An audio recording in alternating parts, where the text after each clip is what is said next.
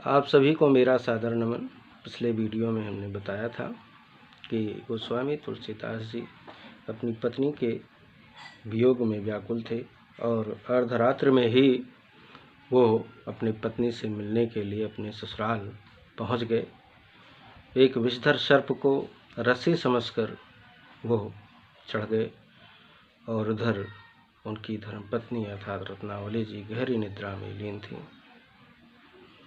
दरवाजे पर इन्होंने दस्तक दी, कुंडी खटखटाई, लेकिन उनकी निद्रा नहीं टूटी। बार बार जब ये कुंडी खटखटाते रहे तो रत्नावली जी की निद्रा टूटी और उन्होंने द्वार खोला तो क्या देखा कि तुलसी बाबा बिल्कुल भीगे हुए खड़े हुए हैं और ऐसे भयानक वातावरण में वो आकर के वहाँ द्वार पर खड़े हो गए।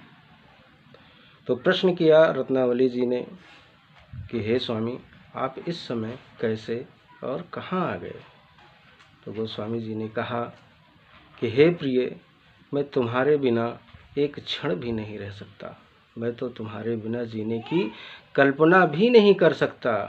तुम्हारा वियोग हमसे सहन नहीं हुआ, इसीलिए हम अर्धरात्रि में ही आपके पास आ गए। लेकिन रत्नावली ने लोक लाज की दुहाई दी कि लोग क्या कहेंगे, लोग क्या सोचेंगे, और वाणी रूपी बाण को चला दिया। कहा जाता है कि बाण लग जाए तो उसका घाव भर जाता है, मिट जाता है, ठीक हो जाता है, लेकिन वाणी रूपी बाण का घाव कभी मिटता नहीं। कहा भी गया है कि मधुर वचन है औषधि, कटुक वचन है तीर, और श्रवण द्वार होए संचरे साले सकल शरीर। अर्थात जो मीठे वचन हमारे होते हैं वो औषधि का काम करते हैं, और जो कड़वे बोल होते हैं वो सारे शरीर को ही नहीं बल्कि हृदय को भी पीड़ा देते हैं, हृदय को बेध जाता है। इसीलिए कहा जाता है कि कुछ भी कहने से पहले, कुछ भी बोलने से पहले सोचना चाहिए। पहले तोलो, उसके बाद बोलो। क्या कहा रत्नावली जी ने कि अस्थि चर्म में देह ममता सो ऐसी प्रीति। है मेरे स्वामी, इस हाड़ मांस के बने हुए शरीर से आप इतना प्रेम करते हैं, तो ऐसी भयानक रात्र में आप चले आए, आपने कुछ सोचा नहीं? जो होती श्री राम तो होत न ये भोगीति। इतना प्रेम, इतना अनुराग यदि प्रभु श्री राम के चरणों से कर लेते तो आपका जीवन पार हो जाता। इस संसार रूपी सागर से आपका बेड़ा पार हो जाता। गोस्वामी तुलसीदास जी को यह वाणी रूपी बाण चुभ गई। सारा शरीर, सारा हृदय उनका पीड़ा के भावों से भर गया।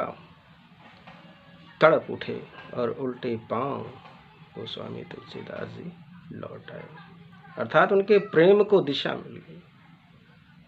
प्रेम तो उनके हृदय में पहले ही था, लेकिन माता रत्नावली ने उनके प्रेम को दिशा दे दी। जी हाँ, आपके मन में ऐसा प्रश्न उठ रहा होगा कि ऐसी नारी को जिसने अपने पति का सम्मान नहीं किया, उसके लिए मैं माँ शब्द कह करके क्यों संबोधित कर रहा हूँ? लेकिन नहीं, यदि माता रत्नावली ना होती तो आज हम गोस्वामी तुलसीदास के जीवन के विषय में चर्चा न कर रहे होते।